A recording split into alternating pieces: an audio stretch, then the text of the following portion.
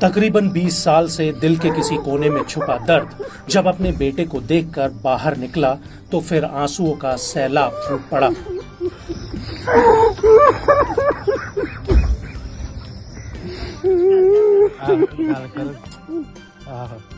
एक बाप के क्रंदन में कराह है, पश्चाताप है, आत्मग्लानि है, अफसोस है और अपने बेटे से बिछड़ने का गम भी है।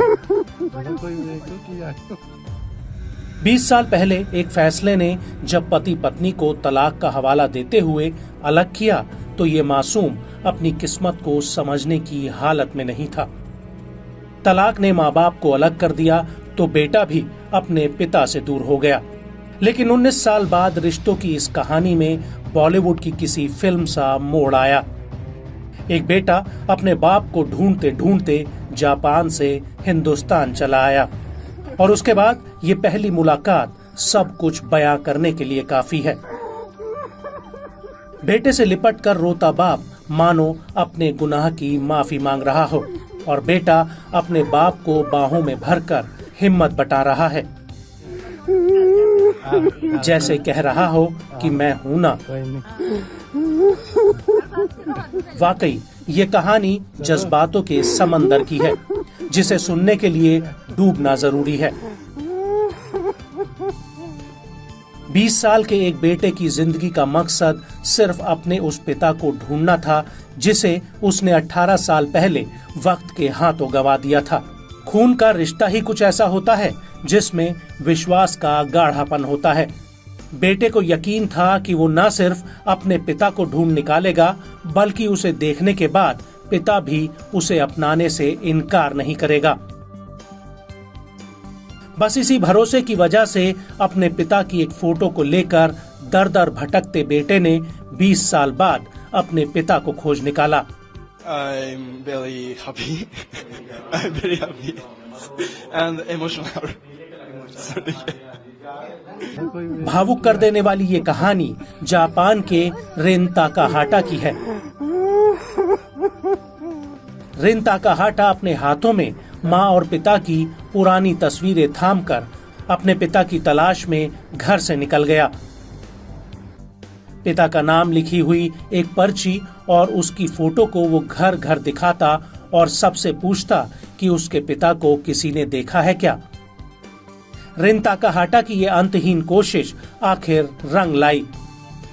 जापान से भारत आने के बाद पंजाब में उसे अपने पिता के होने की उम्मीद जगी और फिर एक दिन पंजाब के फतेहगढ़ चूड़ियां रोड पर वो अपने पिता की तलाश करते हुए जा रहा था। उसने सड़क के किनारे बैठे कुछ लोगों को जब अपने पिता की तस्वीर दिखाई तो लोगों ने पहचान लिया। लोगों ने उसे फतेहगढ़ चूड़ियां रोड के समीप लोकार्का रोड जाने को कहा, जहां रिन ताकाहाटा का पिता सुखपाल सिंह रह रहा था। जैसे ही रिन पिता के घर पहुंचा तो सुखपाल उसे पहचान नहीं पाया। जब उसके हाथ में अपनी तस्वीर देखी तो वो आश्चर्यचकित रह गया। रिन ने जब बताया कि वो उनका बेटा है तो सुखपाल और उनका परिवार अवाक रह गया।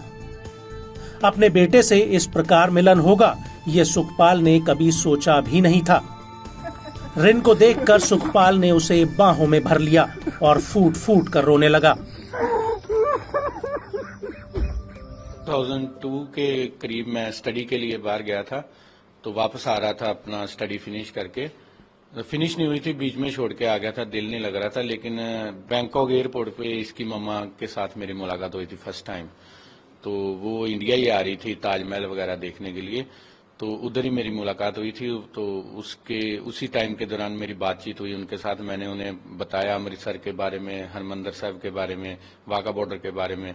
तो वो काफ़ी एक्साइटेड थी ये चीज़ें देखने के लिए। तो वो मेरे साथ ही अमृतसर आ गए और मेरी फैमिली के साथ 10-15 दिन रहे, इकट्ठे रहे। फिर मैं उसके बाद उसे अपना गोल्डन टेम्पल और ये सारा कुछ घुमा के फिर वो वापस चलेगी। उसी टाइम के दौरान फिर वहां से जाके उसने मेरे स्पॉन्सरशिप भेजी जापान से, और 2002 के बीच मेरा वीजा लग गया था जापान का। फिर मैं जापान गया, फिर उधर हम इकट्ठे रहे। फिर 2003 में हमारी शादी, 2002 में हमारी शादी हो गई थी और 2003 में इसका बर्थ हुआ था 13 फरवरी को। सुखपाल के अनुसार 2001 में वो थाईलैंड में था। तब उसकी मुलाकात सची ताकाहाटा से हुई थी। 2002 में सची ताकाहाता जापान चली गई तो सुखपाल भी वहां पहुंच गया। सुखपाल और सची ने शादी कर ली और जापान के चिबाकेन में रहने लगे, जहां सची ताकाहाता ने एक बेटे को जन्म दिया जिसका नाम रिन ताकाहाता रखा गया। लेकिन बाद में दोनों के बीच कुछ गलतफहमियां हुई और दोनों अलग हो गए। साल 2003 में सची ने रिन को जन्म दिया था, लेकिन जैसे जैसे समय बीतता रहा रिन अपने पिता के बारे में माँ से पूछने लगा।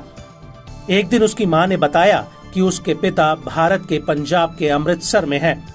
इसके बाद रिन ने अपने पिता से मिलने का पक्का मन बनाया। वो पिछले 15 दिनों से अमृतसर की गलियों में अपने पिता की फोटो लेकर घूमता रहा। आखिरकार फतेहगढ़ चूड़ियां रोड पर जब दुकानदारों को पिता की तस्वीर दिखाई तो वो लोग रिन को उसके पिता के घर तक ले गए।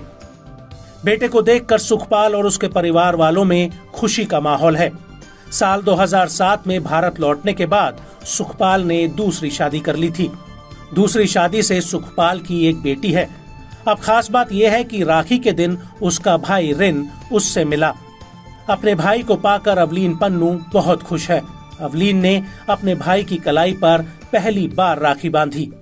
रखड़ी वाले दिन आए, मैंने बहुत बड़ा गिफ्ट मिल गया ਤੇ ਮੇਰੇ ਵੈਸੇ ਕਜ਼ਨ ਭਰਾ ਵੀ ਹੈਗੇ, ਉਹ ਮੇਰੇ ਨਾਲ ਬਹੁਤ ਪਿਆਰ ਕਰਦੇ ਆ, ਪਰ ਇੱਕ ਹੁਣ ਰੀਅਲ ਆ, ਉਹ ਮੈਨੂੰ ਨਾਲ ਰੱਖਣਗੇ, ਹਮੇਸ਼ਾ ਮੇਰੇ ਨਾਲ ਰਹਿਣਗੇ।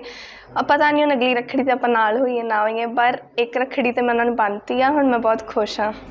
वहीं सुखपाल की दूसरी पत्नी ने भी बाहें फैलाकर रिन का स्वागत किया।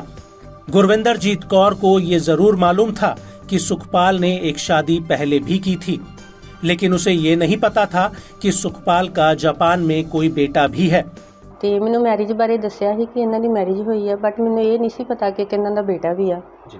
ਇਹ ਫਿਰ ਹੌਲੀ ਹੌਲੀ ਜਦੋਂ ਇਹਨਾਂ ਨੇ ਮੈਂ ਇਹਨਾਂ ਨੂੰ ਪੁੱਛਿਆ, ਇਹ ਮਤਲਬ ਕਿ ਟੈਨਸ਼ਨ ਲੈਂਦੇ ਸੀ, ਕੋਸ਼ਿਸ਼ ਪਾਉਂਦੇ ਸੀ ਮੇਰੇ ਕੋਲ, ਤੇ ਮੈਂ ਇਹਨਾਂ ਨੂੰ ਪੁੱਛਿਆ ਤੇ ਕਹਿੰਦੇ ਕਿ ਮੇਰਾ ਇੱਕ ਬੇਟਾ ਸੀ ਜਾਪਾਨ। ਫਿਰ ਮਤਲਬ ਉਸ ਤੋਂ ਬਾਅਦ ਮੈਂ ਹੌਲੀ ਹੌਲੀ ਅਰਦਾਸਾਂ ਕਰਨੀਆਂ ਸ਼ੁਰੂ ਕੀਤੀਆਂ ਕਿ ਇਹ ਟੈਨਸ਼ਨ ਲੈਂਦੇ ਸੀ ਕਿ ਬੇਟਾ ਸਾਡਾ ਵਾਪਸ ਆ ਜੇ। ਤੇ ਅਚਾਨਕ ਰੱਖੜੀ ਵਾਲੇ ਦਿਨ ਇੱਕ ਇਸ ਤਰ੍ਹਾਂ ਦਾ ਚਮਤਕਾਰ ਹੀ ਹੋਇਆ ਕਿ ਸਾਨੂੰ ਇਹ बेटा वापस मिलिया ते बड़ी खुशी हुई है। हुण साडा दिल नहीं करता कि वापस जावे।